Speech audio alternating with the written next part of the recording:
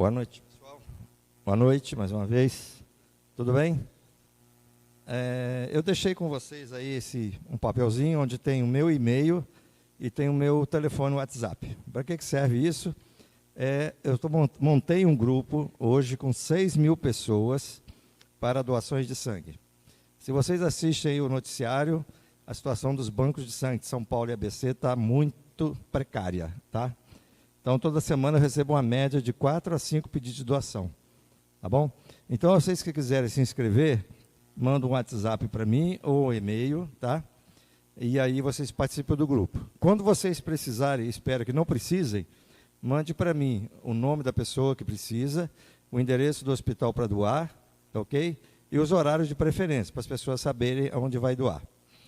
No início eu falei que era um grupo de 6.000 pessoas, mas imagina um grupo de 6.000 pessoas, é muita coisa, né? Na realidade é uma lista. Então, quando eu mando para vocês, é uma lista. Então, o outro não sabe o que o outro recebeu. Porque senão começa todo mundo a responder, aí ninguém vai aguentar, vai ficar o dia inteiro no WhatsApp, né? Então, assim, não se preocupe que eu só mando realmente o pedido de doação de sangue, tá ok? E de vez em quando eu posso mandar também, quando temos um palestrante de fora, como hoje tem a Sueli, às vezes eu comunico para vocês ficarem sabendo e virem assistir a palestra, né? Tá bom? Então, se precisarem, quiserem entrar no grupo aí, só cadastrar. Muito obrigado a todos. Quem não pegou o e-mail, depois no final pode pegar comigo, ali na saída. Muito obrigado a vocês. E hoje, eu vou adiantar, vamos fugir aqui um pouquinho a regra. Hoje nós estamos aqui com a Sueli Calda Schubert. Sueli é de Juiz de Fora, Minas Gerais. Palestrante há muito tempo, vou falar tempo, né, Sueli? E hoje tem praticamente 14 livros escritos, 17, já aumentou. E está vindo mais um, que vai contar a história de Chico Xavier, tá bom? Então, dessa vez os livros já acabaram antes da gente chegar aqui, mas a gente promete da próxima vez já trazer mais livros para vocês. Eu creio que como é que fala? No Alecrim, né? Deve ter algum livro da Sueli Caldas lá, tá bom? Aí nós vamos ter agora a prece, depois o passe, em seguida a Sueli vai fazer a sua palestra. Muito obrigado, gente.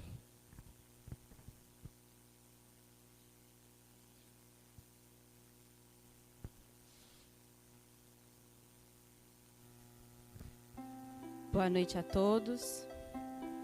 Sejam muito bem-vindos a esta casa de amor. E vamos então neste instante, serenando os nossos corações, fechando os nossos olhos, fazendo uma respiração profunda e sentindo toda a amorosidade deste ambiente. Vamos então sentindo o abraço amigo do nosso mentor individual. Esse anjo protetor que nos acompanha em todos os momentos de nossa vida, que está tão feliz por estarmos aqui nesta noite. A ele agradecemos por todo amparo, toda proteção, toda orientação. Obrigada, querido mentor. E neste instante, nos ligamos com as equipes de segurança e proteção desta casa, que prepararam este ambiente para nos receber com tanto amor. Vamos então nos ligando à mentora da nossa casa, Joana de Ângeles, juntamente com a irmã Rosário e as freirinhas do campanário, que nos recebem nesta noite especial de braços abertos, felizes com a nossa presença na sua casa maravilhosa e bendita. E vamos então neste instante, visualizando a figura da nossa querida Maria de Nazaré, nossa mãezinha, que nos envolve com seu manto azul de amor, e o seu amor de mãe toca os nossos corações, ampliando ainda mais a amorosidade deste ambiente. Maria chega a cada um de nós e bem juntinho fala aos nossos ouvidos: tudo passa, filho querido, isso também passará. E Maria nos leva até a presença de Jesus, nosso mestre querido, esse irmão maior, a quem servimos com tanto amor. Obrigada, Jesus. Obrigada, Mestre, por todo o amparo, por toda a proteção, por toda a luz, pelos seus ensinos, pelos seus exemplos, pelo sacrifício de reencarnar entre nós, pelo peso do madeiro. Obrigada, Mestre. Seguindo as suas pegadas luminosas, chegamos um pouco mais perto de Jesus. E Ele olha no fundo dos nossos olhos e diz: confia, eu estarei sempre contigo. De mãos dadas com Jesus, vamos chegando até Deus nosso Pai, Senhor de nossas vidas, força criadora do universo, a quem agradecemos por tudo, tudo que somos, tudo que temos, pela oportunidade dessa reencarnação bendita. A Deus louvamos com a prece que Jesus nos ensinou. Pai nosso que estais nos céus, santificado seja o vosso nome. Venha a nós o vosso reino. Seja feita a vossa vontade, assim na terra como no céu. O pão nosso de cada dia nos dai hoje. Perdoai as nossas ofensas, assim como nós perdoamos a quem nos tem ofendido. E não nos deixeis cair em tentação, mas livrai-nos de todo o mal, principalmente aquele que ainda existe em nós. Graças a Deus. E neste instante, vamos envolver com muita gratidão e amor nossa querida Sueli, que trará a palestra desta noite de uma forma muito especial. Que assim seja.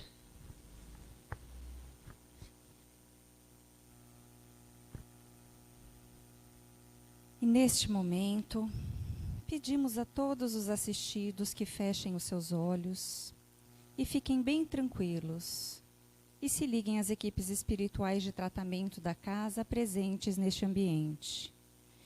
Pedimos aos passistas que se posicionem para os passes, elevando suas mãos e captando as energias amoráveis da espiritualidade maior.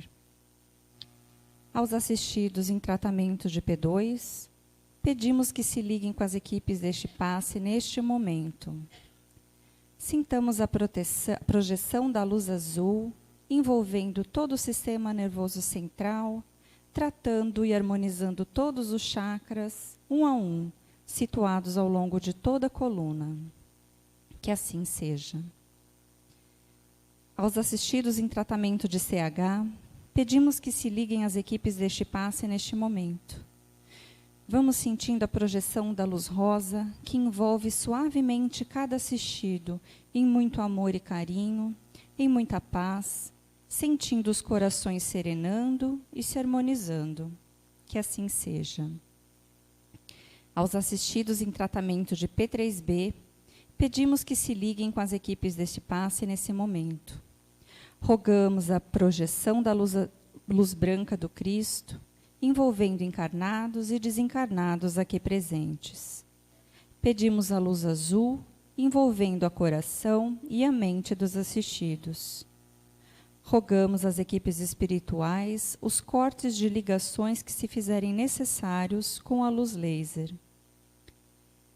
Pedimos a projeção da luz azul envolvendo o sistema nervoso central, periférico e neurovegetativo.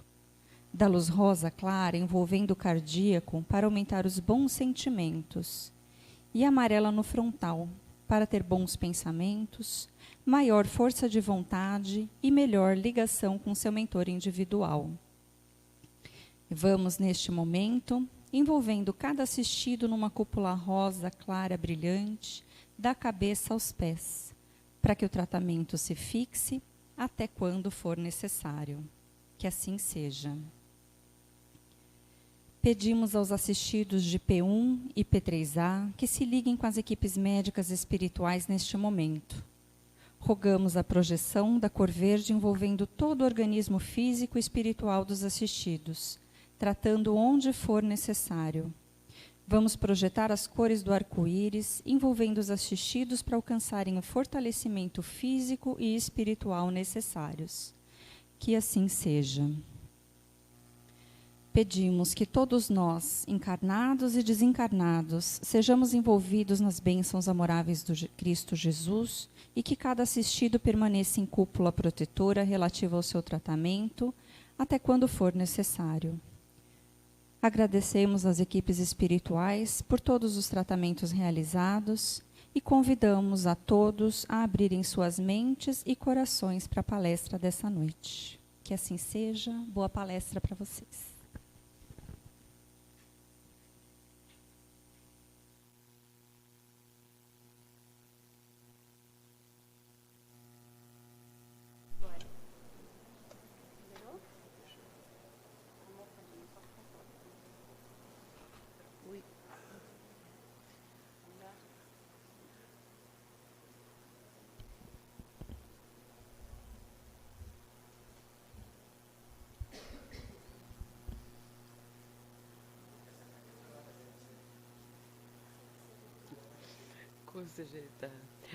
Boa noite a todos.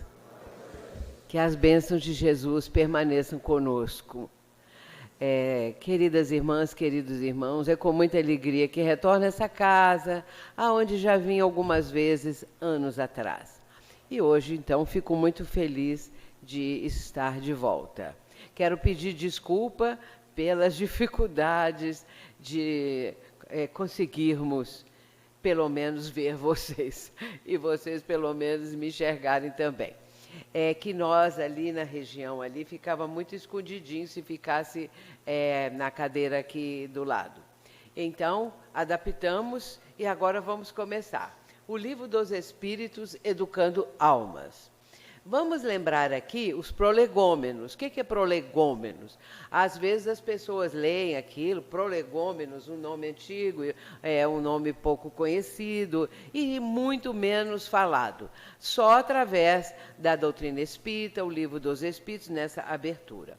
Prolegômenos, no caso, quer dizer apresentação, abertura, que é o que Kardec propõe.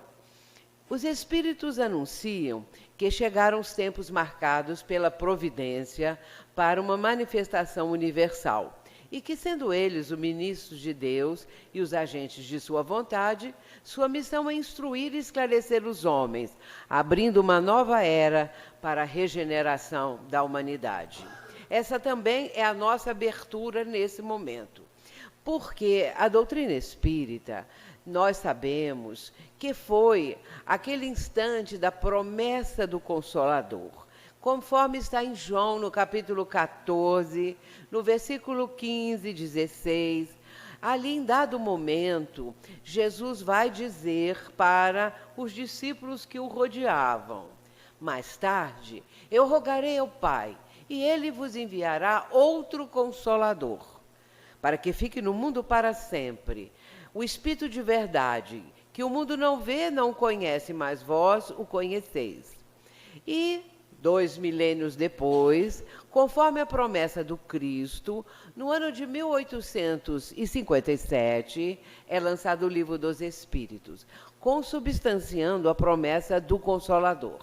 Em todas as circunstâncias que antecederam o lançamento de O Livro dos Espíritos, que no lançamento continha apenas 1.500 perguntas, antes desse lançamento, o professor Rivaio, Hipólito Leon Denisard Rivaio, que depois vai assumir o pseudônimo de Allan Kardec, porque ele era um pedagogo muito conhecido na França e tinha obras didáticas já lançadas com o seu próprio nome.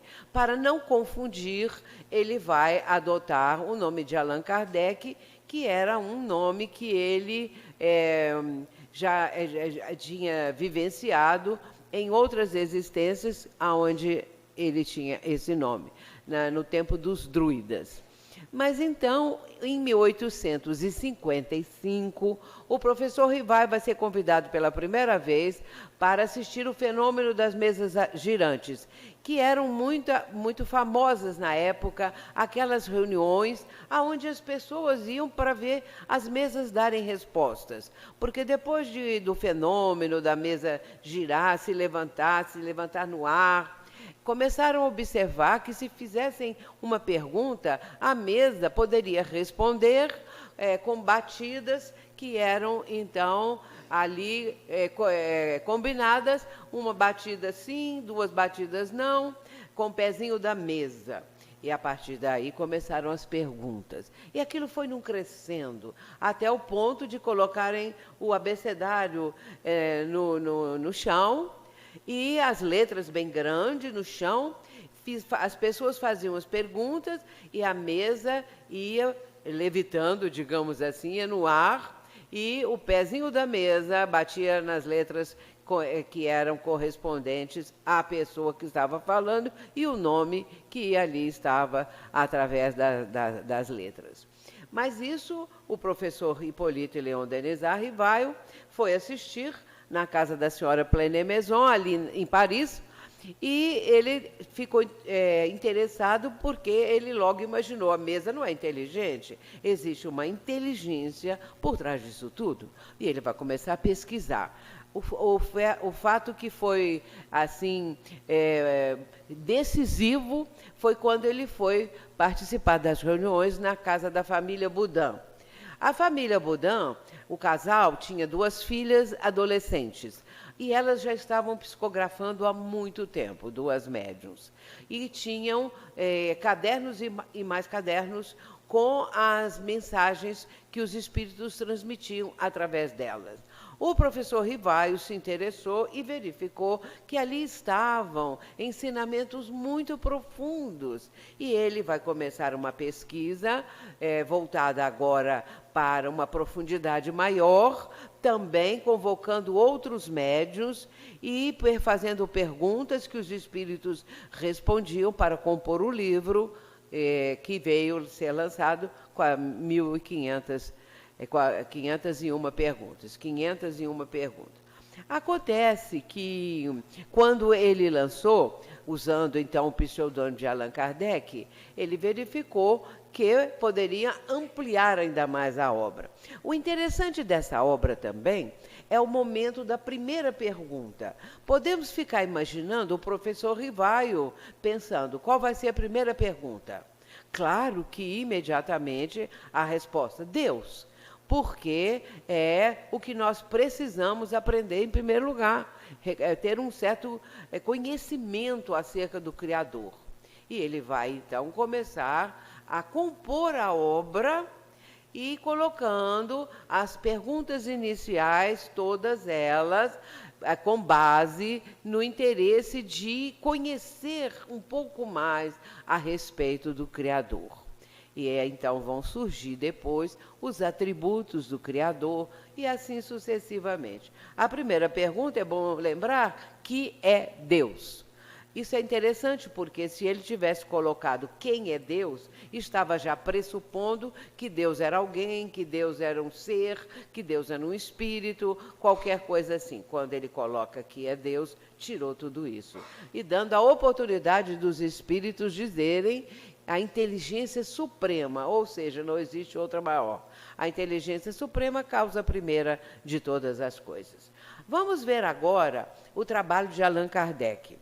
É preciso pensar nisso que ele pensava, porque é uma coisa muito interessante. Quanto mais eu leio e estudo a doutrina espírita, mais eu me entusiasmo, porque nós vamos percebendo não apenas a didática com que ela é apresentada nas 5 obras da codificação, como também a profundidade dos ensinamentos, ensinamentos que estão adiante dos tempos, hoje, no século XXI.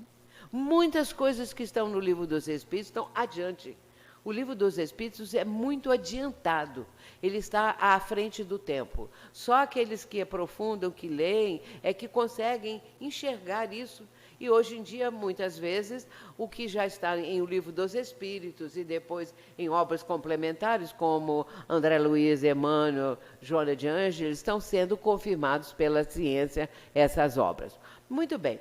Agora vamos ver o professor Rivaio, o trabalho dele, no caso, depois Allan Kardec. Primeiramente, ele pensou as grandes questões do conhecimento humano e apresentou-as ao Espírito de Verdade. as grandes questões do conhecimento humano. Muito interessante isso, procurar quais são as grandes questões, e isso em 1856, porque ele vai lançar em 57 já pronto. Levantou as dúvidas do homem moderno e esclareceu os pontos controvertidos. Muita controvérsia, muitas coisas inexplicáveis, mal formuladas, e isso tudo ele percebeu e vai colocar de uma forma que pudesse ser didática, que pudesse ser compreensível. Buscou detalhes ignorados das grandes questões. Detalhes ignorados de questões que ficavam até certo ponto explicando alguma coisa e paravam porque não tinham condição de ir para frente. Resgatou o Evangelho do Cristo das brumas da Idade Média para que resplandecesse como verdadeiro caminho para a regeneração da humanidade. Esse é Caibá Schutel, que é um querido amigo espiritual aqui de São Paulo e de todo o Brasil, de toda parte, porque realmente é um espírito de grande projeção espiritual. Mas aí, no caso, ele vai resgatar o Evangelho, porque na Idade Média, com aquela questão do Santo Ofício, da Inquisição, o que aconteceu? O Evangelho ficou muito adulterado, muito modificado, porque muitos crimes foram perpetrados em nome de Jesus.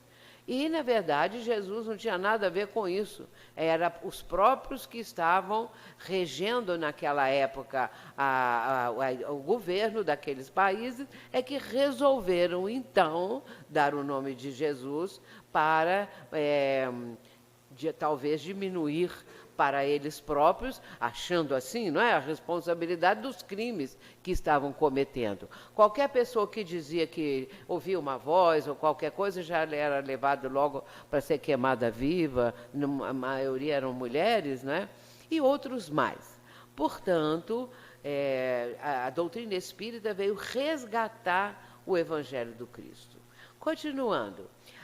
Agora vamos ver o que a doutrina conseguiu, aos poucos, conquistar.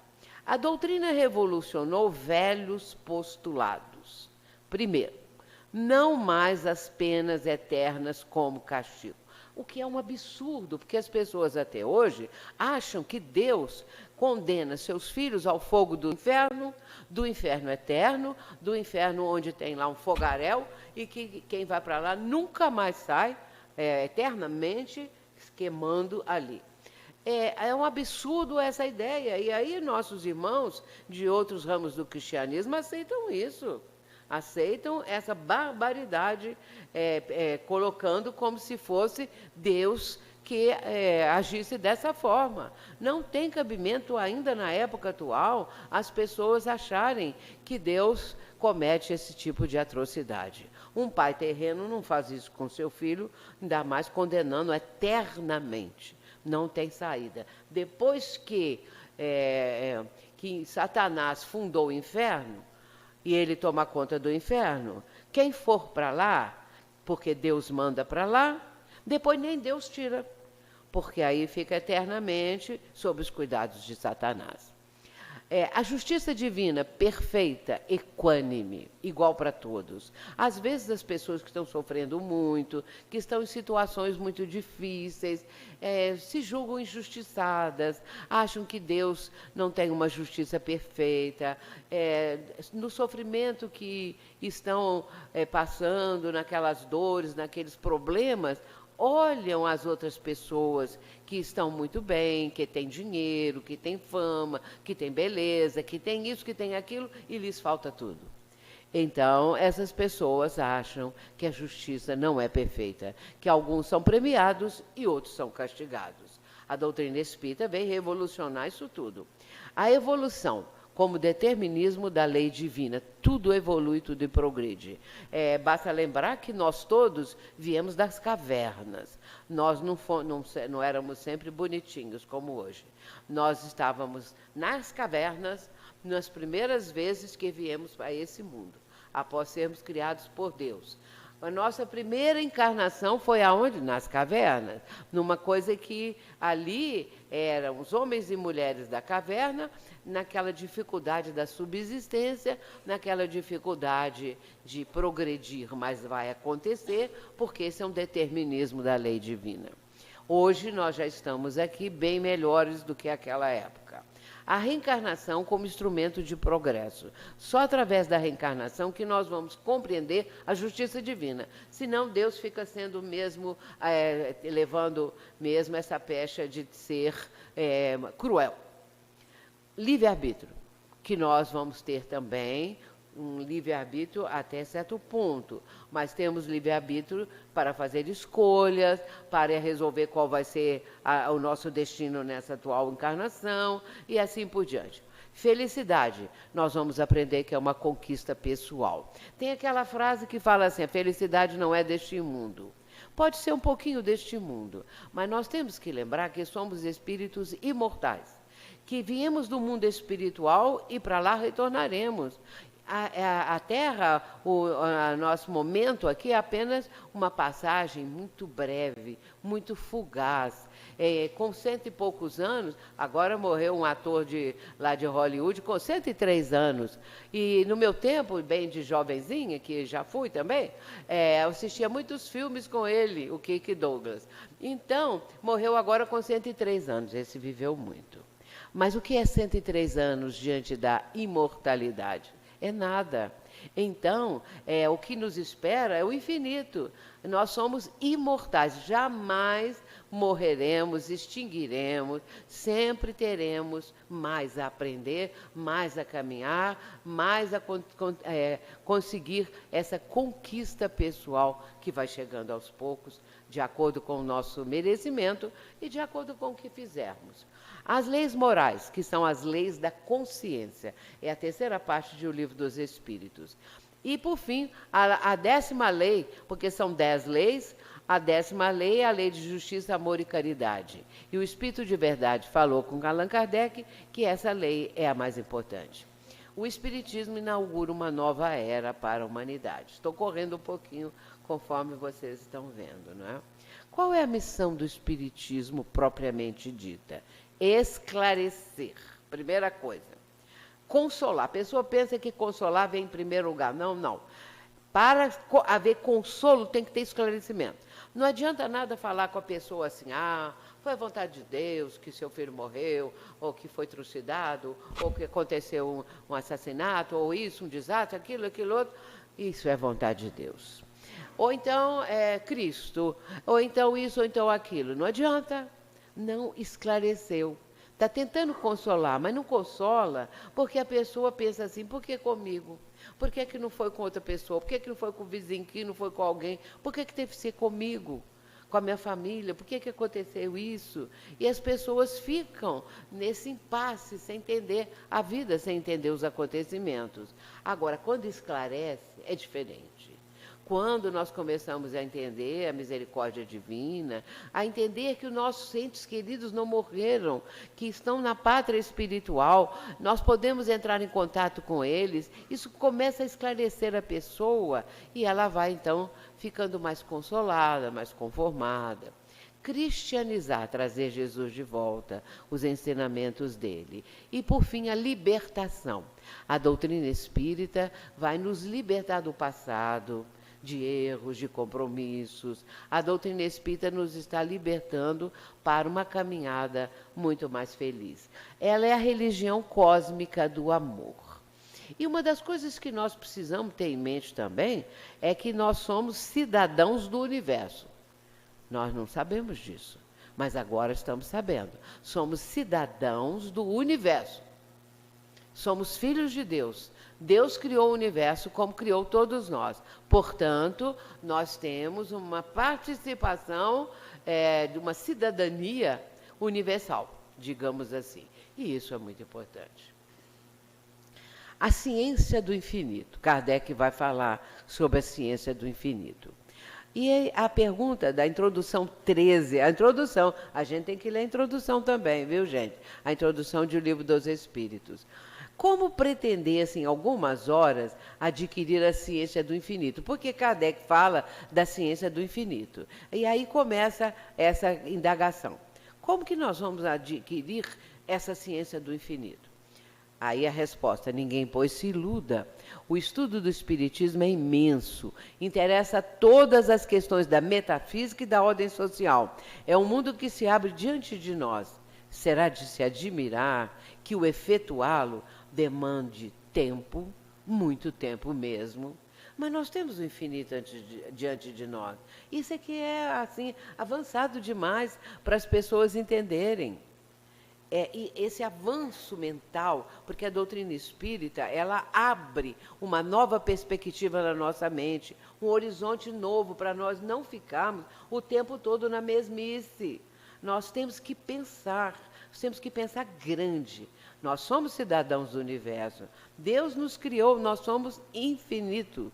Nós não temos o mundo e a situação infinita para nós, que somos espíritos imortais. Esse é Leon Denis, que foi contemporâneo de Kardec e que é um filósofo realmente maravilhoso. Ele diz assim no livro dele, O Problema do Ser, do Destino e da Dor: um tempo se acaba, novos tempos se anunciam.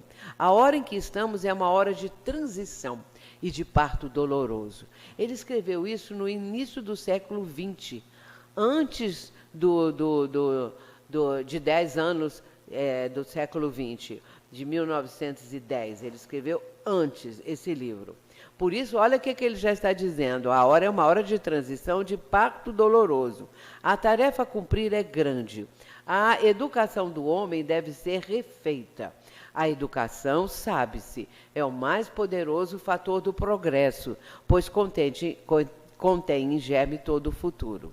Mas, para ser completa, deve inspirar-se no estudo da vida, sob suas duas formas alternantes, a visível e a invisível, em sua plenitude, em sua evolução ascendente, para os cimos da natureza e do pensamento, para nos elevar mentalmente. E o que é básico, ele está dizendo aqui, é a educação. É o mais poderoso fator do progresso. E hoje em dia querem acabar com a educação, não é? Então a gente fica penalizado de verificar como que podemos, algumas pessoas, imaginar isso. Porque a educação é a base de tudo. E a educação começa no lar. E a educação começa ali, se prepara. A educação também, hoje em dia, para as pessoas espíritas, é também um processo de evangelização, de levar as crianças para a evangelização. Isso é muito importante, não é? E ele fala que a educação é o mais poderoso fator do progresso, pois contém em germe todo o futuro. Agora, é preciso entender as duas formas: a vida visível, a vida material, e a vida invisível, a vida espiritual. E nós somos seres espirituais, nós não somos materiais, nós somos espirituais. De lá viemos e para lá retornaremos, porque lá é a nossa pátria de origem. Continuando, ele trouxe para nós aqui Emmanuel, né? Emmanuel, no capítulo 30 do livro Fonte Viva, esse capítulo tem o título de Educa. Ele vai falar o seguinte, entre outras coisas: o Espírito traz consigo o gene da divindade. Deus está em nós quanto estamos em Deus. Vamos parar por aqui nessas duas primeiras frases. O que Emmanuel está dizendo? Que nós trazemos em nós a genética divina. Olha que coisa adiantada, olha que coisa assim maravilhosa, para entendermos que, se somos filhos de Deus, nós trazemos a genética divina, o gene da divindade. E isso a gente não pensava. Mas a doutrina nos está mostrando isso. E aí vem Emmanuel, com a sua sabedoria elevadíssima, para mostrar isso para nós, que nós trazemos a genética divina em nós. E aí ele vai dizer: Deus está em nós. Que a gente tem que pensar isso, tanto quanto estamos em Deus. Agora ele acrescenta, mas para que a luz divina se destaque da treva humana, é necessário que os processos educativos da vida nos trabalhem no empedrado caminho dos milênios. É preciso entender isso. Essa luz divina, ela, para se destacar dos nossos erros, da nossa posição ainda atrasada, inferior em relação à própria divindade, ao Cristo, vamos ficar aqui no âmbito de Jesus, não é? É necessário que os processos educativos, tudo é educar, nos trabalhem no empedrado caminho dos milênios. Porque o que nós deixamos para trás, milênios, nós somos espíritos muito antigos. Quando a gente vê assim uma criancinha, um bebezinho, ali está um espírito antigo. Nós não podemos ficar achando que nós fomos criados agora pela primeira vez, não é? Agora, a parte final dessa mensagem, Emmanuel coloca assim, educa e transformarás a irracionalidade em inteligência, a inteligência em humanidade e a humanidade em angelitude. Olha a frase final, educa e edificarás o paraíso na terra. Essa educação plena, a educação integral, a educação que abrange o mundo visível e o mundo invisível, ou seja, o mundo espiritual. Agora vejamos o que diz Allan Kardec. A educação, convenientemente entendida, é a chave do progresso moral. Não nos referimos, porém, à educação moral pelos livros, e sim a que consiste na arte de formar os caracteres, formar o caráter, aquela que cria hábitos, uma vez que a educação é o conjunto dos hábitos adquiridos. Desde que nascemos, ao dar os primeiros passos, nós temos ali os pais ou alguém, não é, que vai tomar conta daquela criança, do bebê, de nós, para nos ensinar a andar, nos ajudar a falar, nos trazer as primeiras orientações acerca da vida, os cuidados, a higiene. Tudo isso são aqueles que estão com a criança que vão formando hábitos. Isso no âmbito da parte física, não é? Então, esses hábitos, eles vão pela vida fora. A pessoa vai levando isso até a sua desencarnação. Agora, às vezes, passa-se também por hábitos inconvenientes, que não seriam adequados. E aí a pessoa até se educar o suficiente para abandonar os hábitos nocivos e que não seriam aqueles melhores. Essa é a questão 685.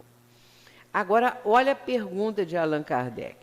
Quando se pensa na grande quantidade de indivíduos que todos os dias são lançados na torrente da população, sem princípios, sem freio e entregues aos seus próprios instintos, serão de se admirar as consequências desastrosas que daí resultam? Ele escreveu isso hoje de manhã?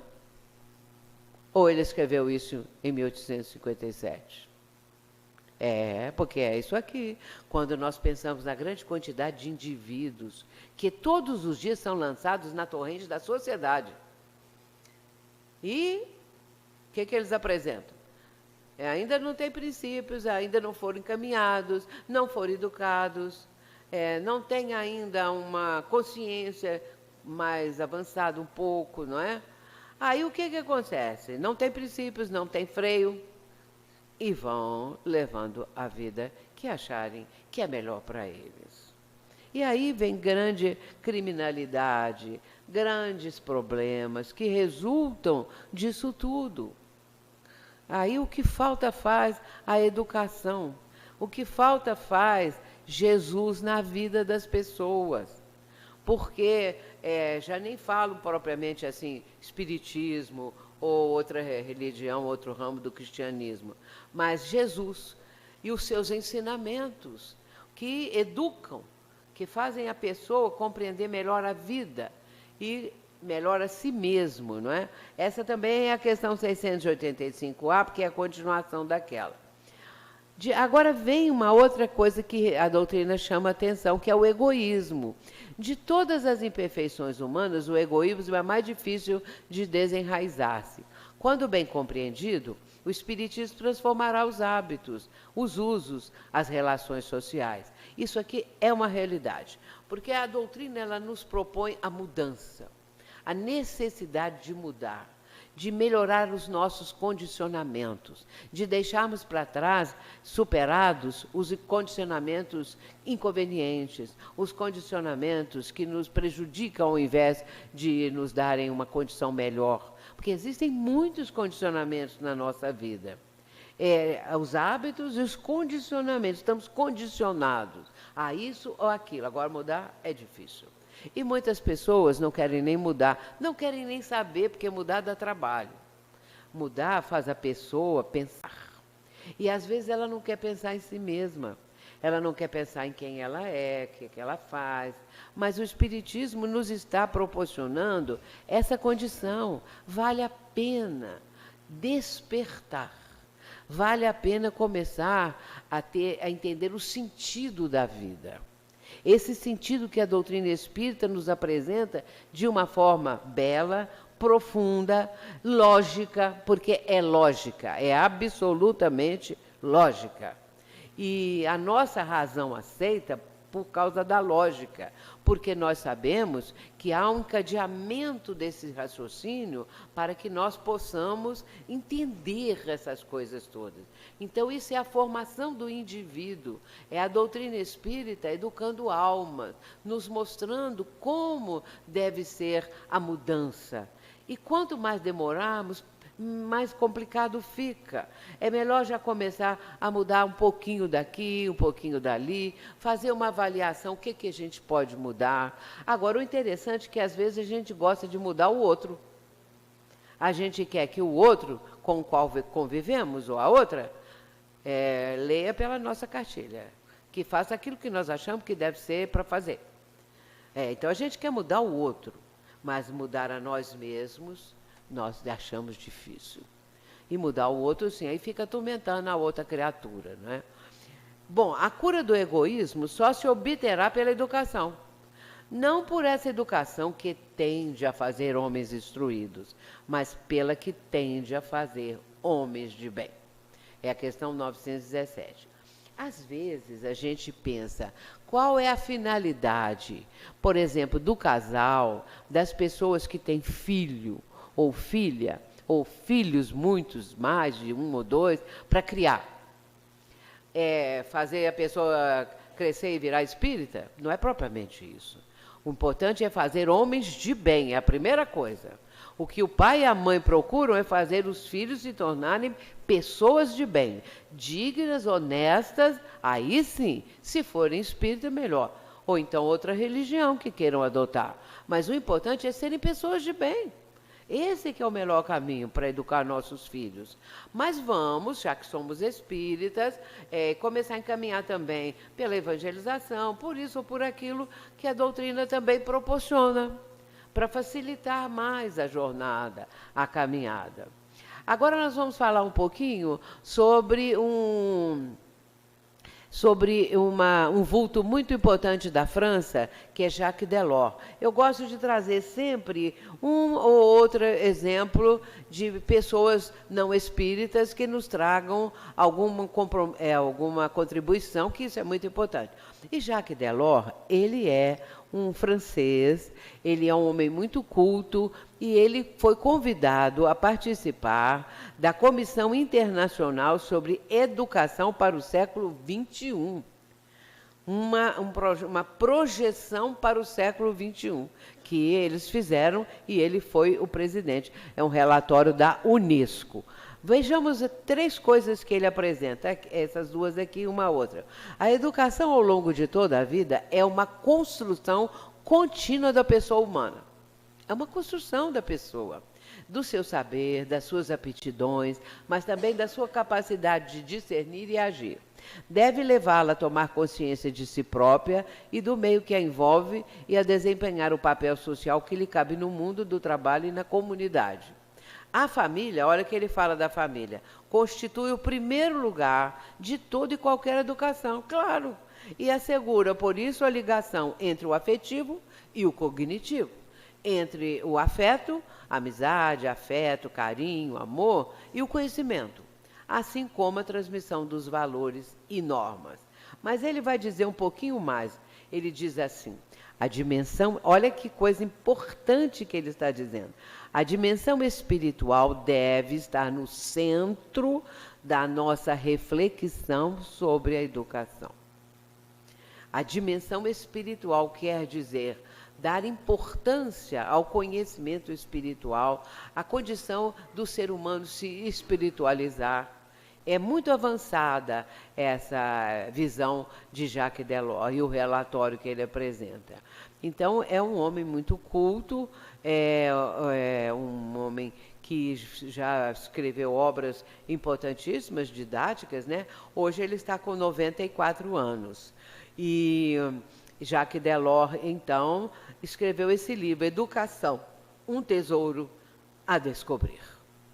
Só o título já nos remete, né, a uma visão, assim, bem avançada. Agora, Kardec indaga uma coisa muito interessante. As leis não deveriam ser mais severas? As leis aqui do Brasil não deviam ser mais severas? Ele não pôs no Brasil, não, mas eu que estou pondo. As leis não deveriam ser mais severas. Aí o que ele fala? A resposta dos espíritos, da falange do espírito de verdade. Uma sociedade depravada certamente precisa de leis severas. Infelizmente, essas leis mais se destinam a punir o mal depois de feito, do que a secar a fonte. É uma sabedoria, meus irmãos, que a gente vai ficando deslumbrado. À medida que você vai lendo, você vai vendo a quanto aquilo tem lógica, pode ser empregado, pode ser apresentado, porque é algo muito importante. Aí ele diz assim, só a educação poderá reformar os homens, que então não precisarão mais de leis tão rigorosas. É claro, à medida que o ser humano vai avançando, mas nós, meus irmãos, eu gosto de falar o seguinte, que nós já temos um avanço bastante, vamos dizer, bastante bom para a nossa vida. Porque quando uma pessoa já está num processo de educação, que isso já faz parte da sua vida, não precisa mais ter placas e avisos. Não pise na grama, não jogue coisa no chão, não suje, ponha o lixo no lixo, na lata de lixo. Não precisa mais de avisos. Eu estou falando desses avisos os mais conhecidos, assim, né? Os menores avisos para qualquer coisa. Não jogue isso no chão, não suje, faça isso, não faça aquilo. Não precisa, porque isso já está dentro de nós. Você não vai pisar na grama, você não vai jogar papel no chão, você não vai sujar, você não vai fazer isso, porque isso já está dentro de você já conquistou. Então, isso é educação. Então, nós já estamos com partes desse processo de educação já superados, já utilizados, já em prática. Então, a gente tem que pensar, e outras coisas até mais importantes, não é? Eu falei coisas pueris, coisas do dia a dia, mas outras coisas também muito importantes, que nós já não fazemos, que nós já respeitamos, porque nós já sabemos. Isso já está dentro de nós, isso é um avanço. Agora vamos avançar mais, não é? Vamos caminhar para mais adiante e melhorando sempre. Agora eu já estou terminando. É notável verificar, afirma Kardec, é notável verificar que as crianças educadas nos princípios espíritas têm um raciocínio precoce. Ele já está trazendo essa experiência dele, porque ele vai falar que as torna mais fáceis de serem governadas. Isso ele escreveu na Viagem Espírita em 1862, quando Kardec fez algumas viagens. Depois ele vai escrever o resultado disso. Aí ele fala assim, que torna as crianças mais fáceis de serem governadas, educadas, encaminhadas. Nós as vimos em grande número, de todas as idades e de ambos os sexos, nas diversas famílias espíritas em que fomos recebidos. Isso nem lhes tira a alegria, nem a natural vivacidade. elas mostram um fundo de docilidade, de brandura e de respeito filial, que as leva a obedecer sem dificuldade e as torna mais estudiosas. Portanto, esse encaminhamento da criança ele é muito importante, porque ela vai, aos poucos, absorvendo, assimilando, que vai levando pela vida fora. Então, isso torna as crianças com mais facilidade para o processo educativo. E a doutrina nos mostrando isso, ela nos ajuda também a propiciar isso para os nossos filhos, fazer essas aberturas. Agora, em nós mesmos, nós devemos procurar esses processos educativos da vida, cada vez mais melhorando a nossa condição de entendimento, porque nós estamos aqui, nessa atual reencarnação, num momento muito decisivo.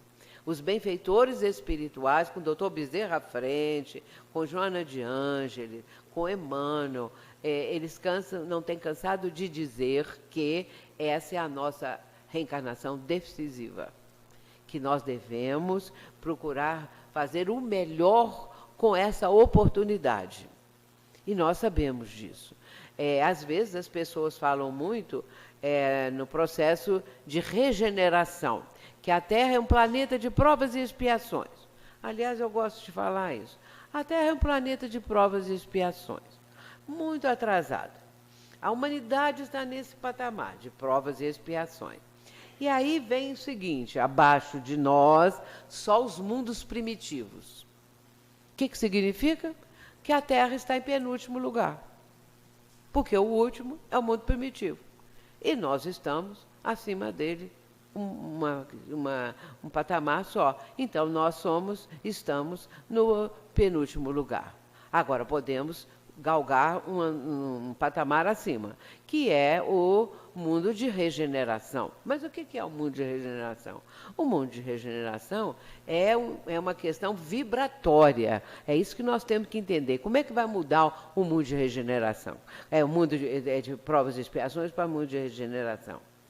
Porque aí o nível, o que vai ser melhorado, é o padrão vibratório da humanidade. Porque a humanidade, no momento, se nós formos olhar os 7, quase 8 bilhões de pessoas, que é a população do nosso orbe, nós sabemos que talvez só 2 bilhões, aliás, de pessoas, é que tem noção, às vezes, de uma coisa mais elevada. Eu estou falando assim sem ter nenhuma notícia, se é quanto que é, qualquer coisa. É mais ou menos só para mostrar que a maioria ainda está afastada dessa ideia de bondade, de fraternidade, de solidariedade. A cada dia a gente nota que está aumentando um pouquinho mais. Pessoas mais fraternas, mais solidárias, que querem mais ajudar o próximo, querem melhorar o planeta, querem isso, querem aquilo. Mas é um número muito pequeno ainda em relação ao que falta fazer, ao que precisa ser feito. E então, esses que já estão com este conhecimento já têm um padrão vibratório melhor. São aquelas pessoas que já têm respeito ao próximo, que pode ser até muito mais que 2 bilhões, né? Pode ser mais, porque eu falo assim que já tem muita gente que já está no padrão da regeneração, que são pessoas que têm essa vivência. Pode ser de qualquer religião ou de religião nenhuma. A pessoa já traz isso dentro dela, que é uma pessoa bondosa, que é uma pessoa direita, é uma pessoa digna, nobre, essa coisa toda, educada. Isso já é dela. Então, ela já mostra que ela tem essa condição. Agora, os outros, os violentos, eles estão num padrão vibratório inferior. O mundo primitivo é um padrão vibratório inferior. E já se sabe que está havendo depois, nessa transição planetária, esses vão para o mundo inferior, porque a Terra estará num padrão melhor e eles não vão mais ter condições de permanecer devido à diferença de padrão vibratório. E aí eles vão para o mundo inferior. É castigo divino? Absolutamente. É apenas eles vão ser atraídos por um planeta que tem o padrão vibratório que eles apresentam, é atração vibratória. Agora, Quando lá nesse planeta essas pessoas se arrependerem, tiverem remorso, vão ficar lá para todo sempre? De jeito nenhum. Podem voltar, podem ir para outro lugar, porque não há um castigo perpétuo. Isso não é castigo. Isso é uma questão de vibração, de experiência, de necessidade.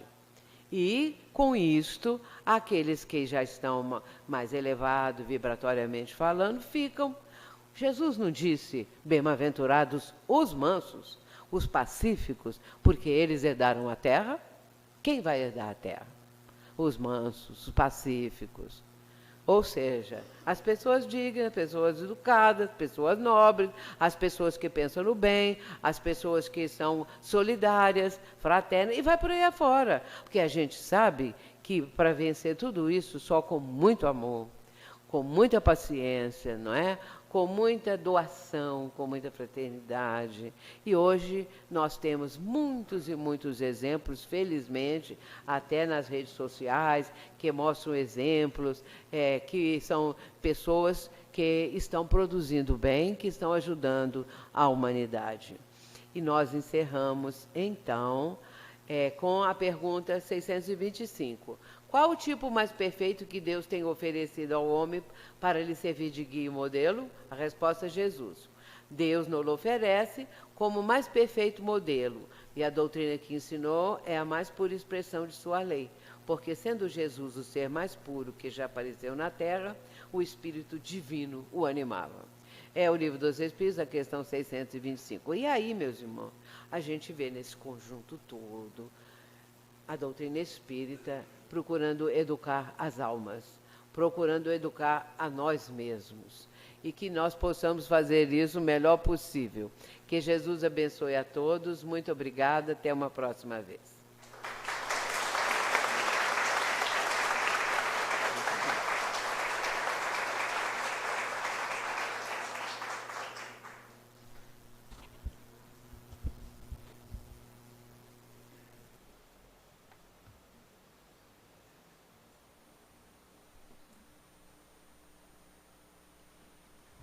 E neste instante, nós agradecemos a nossa querida Sueli pela linda palestra da noite.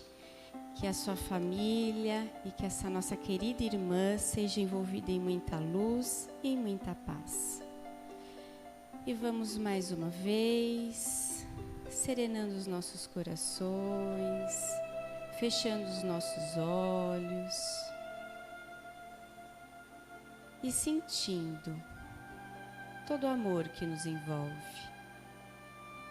Vamos visualizar no centro deste salão um lindo coração brilhante que pulsa amor, e nele vamos depositar nossos melhores sentimentos, nossos melhores pensamentos, nossas melhores vibrações. E vibremos por todos que necessitam de amparo, seja ele físico ou espiritual, em todos os cantinhos do planeta. Vibremos pelo nosso planeta Terra, este lindo planeta azul, neste momento de transformação, que a luz branca do Cristo envolva a tudo e a todos. Vibremos pelo nosso Brasil, terra abençoada, de tantas riquezas naturais, de um povo alegre e acolhedor, que possamos de mãos dadas, juntos e unidos, seguirmos pela nossa missão, que é a ética e a moral do nosso Brasil. Pedimos aos anjos benditos que envolvam a todos nós em muito amor, em muita paz e muita harmonia. E neste instante, vamos vibrando pelos nossos lares, pelos nossos familiares, para que todos sejam envolvidos em muita paz, em muito amor, muito respeito, muita tolerância, toda amorosidade e saúde.